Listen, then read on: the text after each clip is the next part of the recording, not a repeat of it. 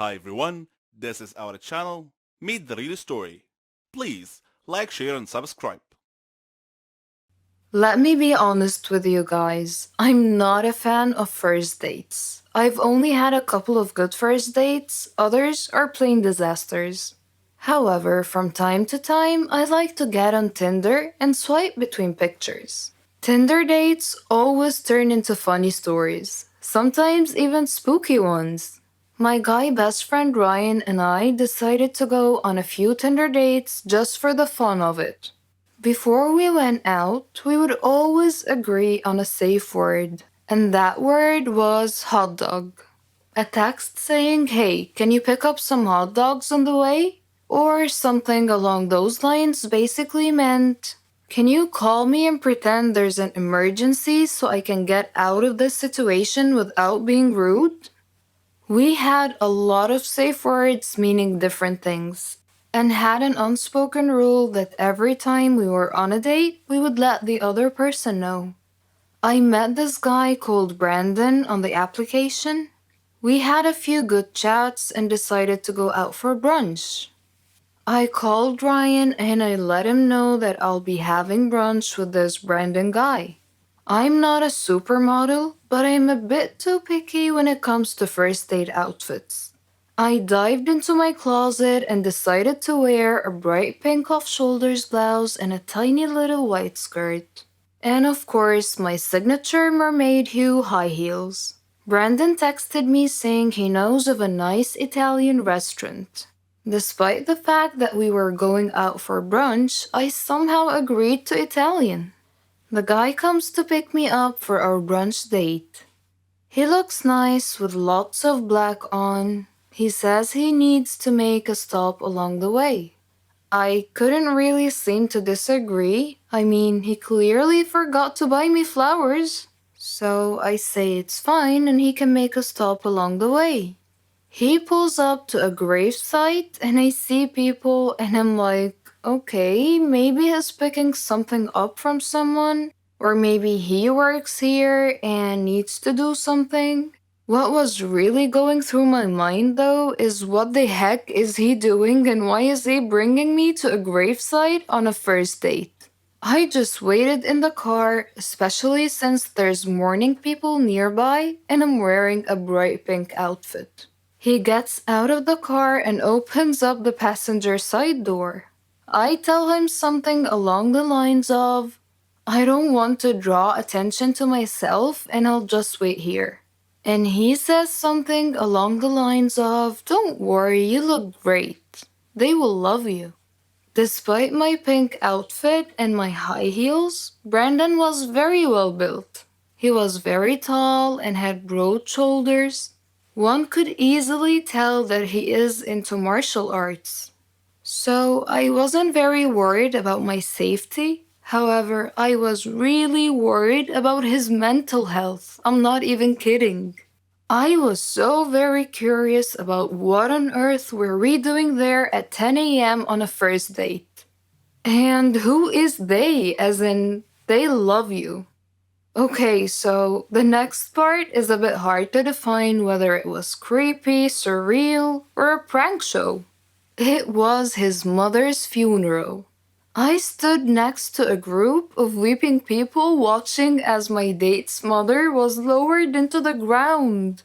Needless to say, it was really, really awkward, especially since he kept trying to hold my hand and nuzzle me for comfort. It's a first date, for God's sake. I waited for the service to be over, as I didn't want to be rude to the grieving people or to the dead woman. And then I texted Ryan, "Hot dog."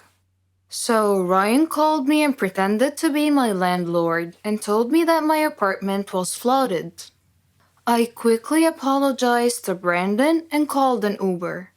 While I was waiting for my Uber to arrive, Brandon kept on holding my hand and literally begging me to stay a little bit longer. He also said we could still go out for brunch, but I politely said we could reschedule for another time. I think his cousins or something were standing too close. He told them that we've been dating for a few weeks and they should talk me into staying.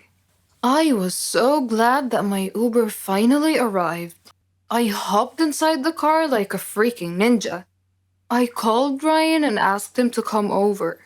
We stayed together, and honestly, I've never laughed as much as Ryan made me laugh that night. And guess what? Ryan and I realized we were actually in love a few weeks later. We gave up online dating and we've been together ever since. Every one of us has a talent. It may be singing beautifully, drawing artistically, writing poetically. We're all different. Our special talents make us happy.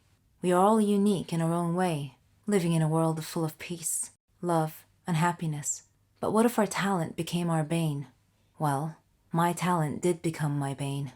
Let me tell you how. My name is Jenny, and I'm 16 years old. I lived in a quiet neighborhood with my parents and my little brother Matthew. I didn't have a lot of friends or hobbies. I was only interested in social media, but I always had a feeling that I had something unique, something that distinguished me from others. Turned out I was right. It all started on my grandmother's birthday. My family and I were traveling to her home to celebrate the occasion. The road was narrow and bumpy, with a rocky shoulder on one side and a river on the other. Dad was driving too fast, so obviously, Mom was a bit worried. Conversely, Matthew was excited. It was raining so hard that day that Dad feared the weather might get even worse, so he was driving faster than he should have to try to arrive at Grandma's house quickly. I was worried too, but for a slightly different reason. I had a feeling of impending doom on that trip. The rain got progressively worse. There was almost continuous lightning and thunder. Suddenly, we saw a big truck that had stopped on the road ahead of us. Mom screamed. Dad swerved to avoid hitting the truck and lost control of the car, which had gone on one of its sides and off the road into the river. It was the most frightening situation I had ever experienced in my whole life. We went underwater, and I felt as if we were in an aquarium. Dad was unconscious, and his forehead was bleeding. Mom was struggling, and Matthew was paralyzed with fear, his eyes tightly shut. Then, my vision went dark. When I woke up, I found myself in a hospital bed, with a team of doctors around me. When I asked them about my family, the look on their faces told me that I was the sole survivor of that horrible accident. Several days had passed since the accident. I was having trouble sleeping. The doctors gave me some sleeping pills. They even tried hypnosis to help me sleep. Grandma came to visit me. She was very sad. She said I could come live with her. My whole life was turned upside down in an instant. A police officer at the hospital was kind enough to drive Grandma and I to her home. After he dropped us off, something strange happened. In a fraction of a second, I had a vision, a momentary premonition that something bad was going to happen to him. I saw him trying to catch a thief, and suddenly crashing into another car. So I thanked him for the ride, and told him to take care of himself, to be very careful. He smiled, and said that he will.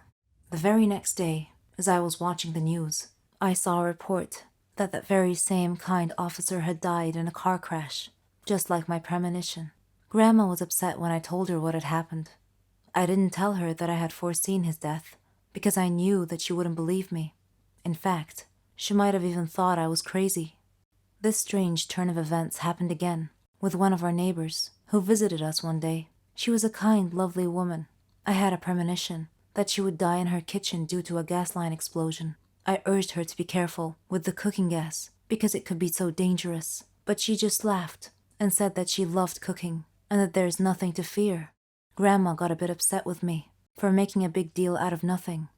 She said that I was just a little paranoid due to the accident, and that my imagination was getting way too overactive, and that I shouldn't try to scare people.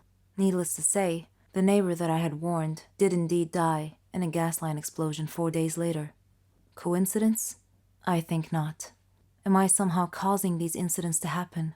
I couldn't help but think that I was somehow linked to the whole thing.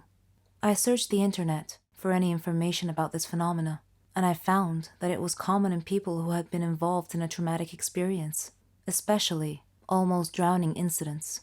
I read a research that said that parts of the subject's brain would become very active, After our neighbor's accident, my aunt and uncle came to visit us.